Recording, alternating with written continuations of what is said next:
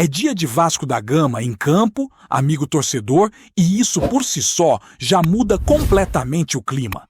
A temporada de 2026 começa oficialmente para o Gigante da Colina, e não tem como falar desse momento sem aquela sensação de expectativa misturada com ansiedade, porque o Campeonato Brasileiro finalmente chegou. O Vasco entra em campo em São Paulo para enfrentar o Mirassol, e essa estreia carrega muito mais do que apenas 3 pontos em disputa. Carrega esperança, cobrança, comparação com o que foi feito no ano passado e, principalmente, a curiosidade de saber como esse time vai se comportar logo na largada de uma competição tão pesada e desgastante. O adversário da noite não é qualquer um. O Mirassol foi uma das grandes surpresas do futebol brasileiro na temporada passada, e isso ninguém pode negar. Uma campanha extremamente consistente, sólida, que terminou com vaga direta na Copa Conmebol Libertadores e uma posição de destaque no Campeonato Brasileiro, fechando o torneio entre os primeiros colocados. Foi um time que soube competir, soube sofrer quando necessário e aproveitou muito bem as oportunidades ao longo do campeonato. O mais curioso é que, apesar do bom desempenho, o Mirassol passou por mudanças significativas no elenco, o que torna esse jogo uma verdadeira incógnita. Muitas peças saíram, outras chegaram, e mesmo com a manutenção do treinador, ainda existe uma dúvida grande sobre o nível real da equipe neste início de temporada. Jogando no estádio municipal José Maria de Campos Maia, o Mirassol tenta repetir aquilo que fez em momentos importantes do ano passado, mas o desempenho recente mostra um time irregular. Teve uma estreia muito forte contra o São Paulo, com uma vitória convincente, mas depois oscilou. Sofreu derrotas inesperadas e apresentou atuações que levantaram questionamentos. Houve tropeços estranhos, resultados que não estavam no roteiro, alternando boas atuações com jogos abaixo do esperado. Isso tudo deixa o confronto ainda mais aberto, porque ninguém sabe exatamente qual Mirassol vai aparecer diante do Vasco. Do lado cruzmaltino, o cenário é de continuidade com pequenos ajustes. O Vasco chega para essa estreia com uma base muito parecida com a equipe que encerrou o último Campeonato Brasileiro. A principal ausência é aquela que mais chama a atenção, a saída de Rayan, que foi negociado com o futebol europeu e deixou uma lacuna importante no elenco. Fora isso, o time mantém a espinha dorsal, com jogadores que já se conhecem, que passaram juntos por momentos de pressão, evolução e amadurecimento dentro da competição nacional.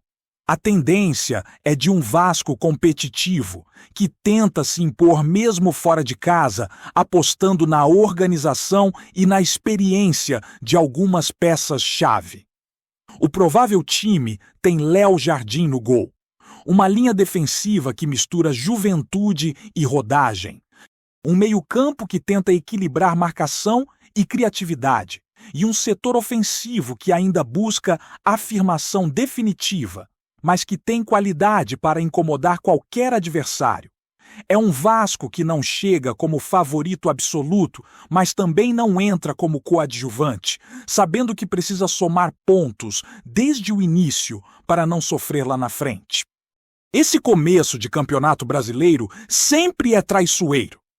Todo mundo ainda está se ajustando, ainda existe muita coisa sendo testada, e por isso cada detalhe conta.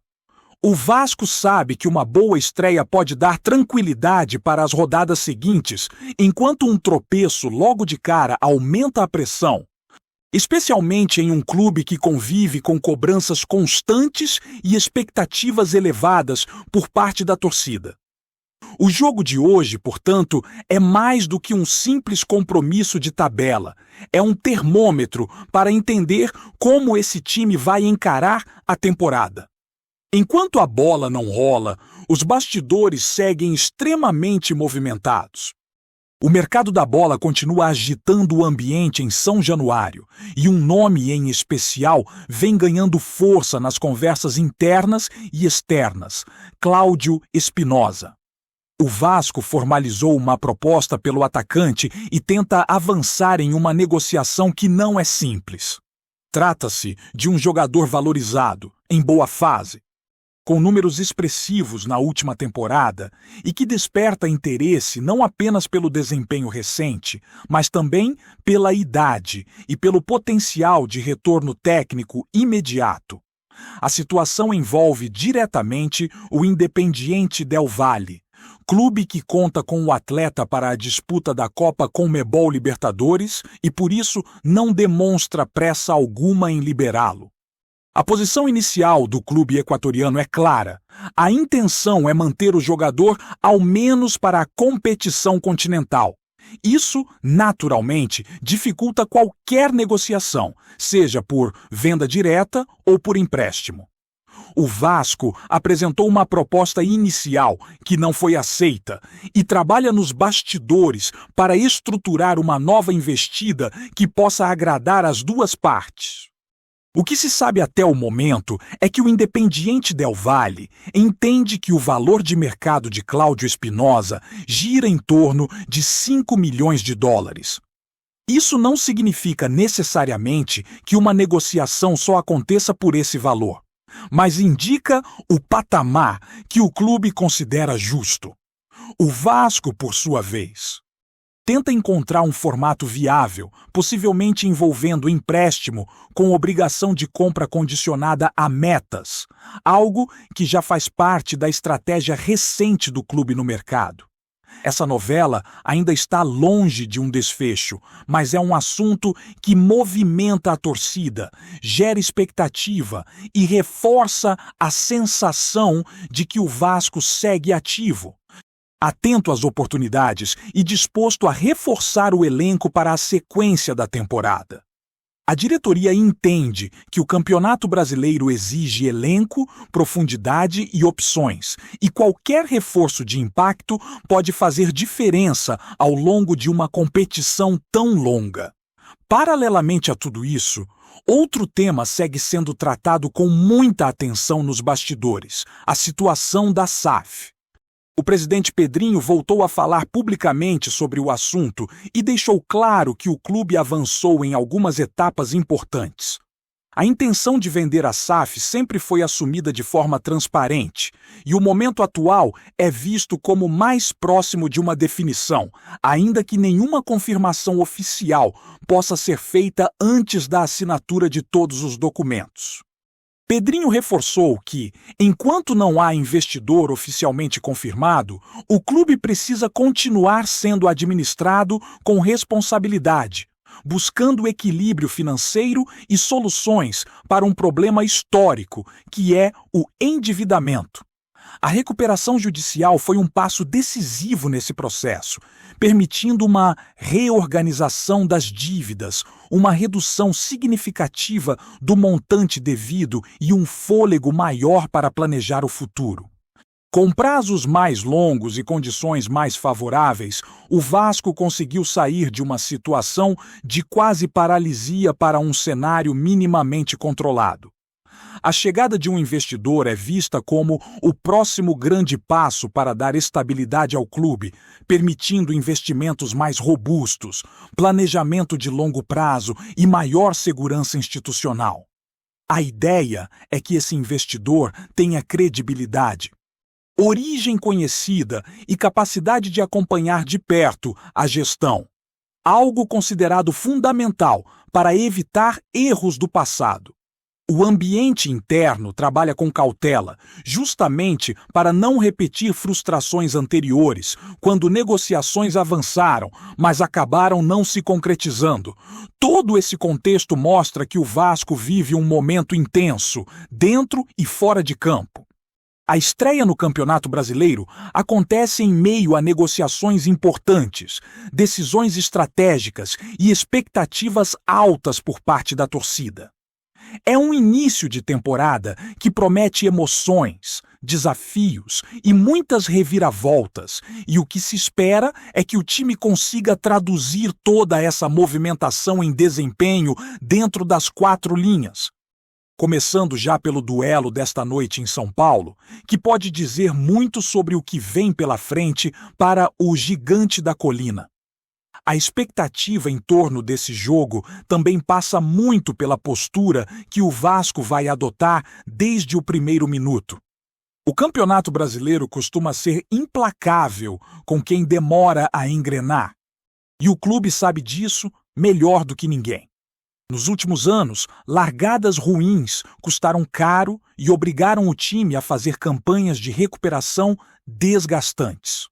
Por isso, a comissão técnica tem batido muito na tecla da concentração, da competitividade e da necessidade de entrar ligado desde o apito inicial, mesmo jogando fora de casa e diante de um adversário que cresceu muito no cenário nacional recentemente. O elenco vascaíno chega consciente de que não pode se apoiar apenas no que foi construído na temporada passada. Existe um entendimento claro de que o futebol é dinâmico, que os rivais estudam, se adaptam e evoluem, e que repetir desempenho não é garantia de repetir resultados. A ausência de Ryan, por exemplo, muda a dinâmica ofensiva da equipe, exige ajustes e pede que outros jogadores assumam mais protagonismo. Esse é um ponto que será observado com atenção pelo torcedor, que quer ver quem vai chamar a responsabilidade nos momentos decisivos. Dentro de campo, a tendência é de um Vasco equilibrado, buscando não se expor excessivamente, mas sem abdicar de jogar. O meio-campo será peça fundamental para ditar o ritmo da partida, controlar a posse quando possível e evitar que o Mirassol encontre espaços para transições rápidas. Já no ataque, a movimentação e a eficiência nas finalizações serão cruciais, porque em jogos de estreia, as chances costumam ser mais raras e quem desperdiça acaba pagando um preço alto. Fora das 4 linhas, o noticiário segue intenso e não dá trégua. A negociação envolvendo Cláudio Espinosa continua sendo tratada como prioridade dentro do clube, principalmente pelo perfil do jogador. Um atacante em idade competitiva, com números expressivos na última temporada, é exatamente o tipo de reforço que pode elevar o nível do elenco e aumentar as opções do treinador. No entanto, o Vasco sabe que está lidando com um clube estruturado, que não costuma facilitar negociações e que tem objetivos claros para a sua temporada, especialmente na disputa continental. A estratégia do Vasco passa por paciência e criatividade. Não se trata apenas de colocar dinheiro na mesa, mas de construir um modelo de negócio que seja interessante para todas as partes. Propostas envolvendo empréstimo com obrigação de compra por metas são analisadas internamente como uma forma de minimizar riscos financeiros e, ao mesmo tempo, garantir que o investimento só se concretize se o retorno esportivo acontecer. Ainda assim, tudo depende da sinalização do clube equatoriano, que até o momento mantém uma postura cautelosa e firme. O mercado da bola, aliás, segue sendo um reflexo direto da situação financeira do Vasco. Diferente de outros tempos, hoje cada movimento é pensado com muito mais critério, levando em conta não apenas o impacto imediato, mas também as consequências a médio e longo prazo. A diretoria tenta equilibrar a pressão por resultados com a responsabilidade de não comprometer ainda mais o futuro do clube. Esse é um desafio constante que exige diálogo, transparência e decisões assertivas. No meio desse cenário, a questão da SAF ganha cada vez mais protagonismo. As falas recentes do presidente reforçam a ideia de que o processo está avançando, mas também deixam claro que não haverá precipitação. A experiência passada deixou marcas e o Vasco não quer repetir erros que custaram caro institucionalmente e esportivamente. Existe uma compreensão de que vender a SAF não é apenas uma transação financeira, mas uma decisão que impacta diretamente o modelo de gestão, a identidade do clube e o relacionamento com a torcida. A recuperação judicial foi um divisor de águas nesse processo. Ao reorganizar as dívidas e criar um cronograma mais viável de pagamentos, o Vasco conseguiu respirar e voltar a ser minimamente competitivo no mercado. A redução significativa do endividamento abriu espaço para planejamento e trouxe uma sensação de controle que há muito tempo não existia. Mesmo assim, todos sabem que esse é apenas um passo dentro de um caminho muito mais longo, que depende da entrada de capital e de uma gestão sólida e profissional. O investidor que se aproxima do Vasco é visto internamente como alguém que pode oferecer exatamente essa estabilidade. A expectativa é de que, com um parceiro forte, o clube consiga estruturar melhor suas categorias de base, fortalecer o elenco profissional, investir em infraestrutura e criar um projeto esportivo consistente, capaz de recolocar o Vasco em um patamar mais compatível com sua história. Tudo isso, claro, sem abrir mão da fiscalização e da participação ativa dos órgãos internos, algo considerado essencial após experiências traumáticas recentes. Enquanto essas definições não acontecem, o foco segue sendo o futebol. A estreia no Campeonato Brasileiro marca o início de uma maratona que exige regularidade, elenco e mentalidade forte. Cada ponto conquistado agora pode fazer diferença lá na frente, seja na briga por objetivos mais ambiciosos ou na necessidade de se afastar das zonas incômodas da tabela. O Vasco entra nessa competição sabendo que não pode se dar ao luxo de errar demais, principalmente nos jogos considerados equilibrados. O confronto contra o Mirassol é exatamente esse tipo de jogo. Um adversário organizado, que joga em casa, mas que também vive um momento de ajustes e adaptação. É a oportunidade perfeita para o Vasco mostrar maturidade, inteligência tática e capacidade de competir fora do Rio de Janeiro. Mais do que o resultado em si, a atuação vai dizer muito sobre o estágio atual da equipe e sobre o que o torcedor pode esperar nas próximas rodadas. Antes de continuarmos, já te convidamos para se inscrever no canal Colina News e deixar seu like. Assim você fica por dentro de todas as novidades do Vascão de forma exclusiva. Bora continuar! A notícia começou a circular nos bastidores de São Januário e rapidamente ganhou força entre dirigentes, empresários e pessoas próximas ao mercado da bola. Ainda tratada como rumor, a possível chegada do jogador tem sido vista internamente como um movimento estratégico do clube, que busca reforçar o elenco com um nome em ascensão e que vinha chamando atenção por suas atuações consistentes. Reinaldo, que se destacou recentemente vestindo a camisa do Mirassol, teria entrado no radar vascaíno após uma série de observações silenciosas.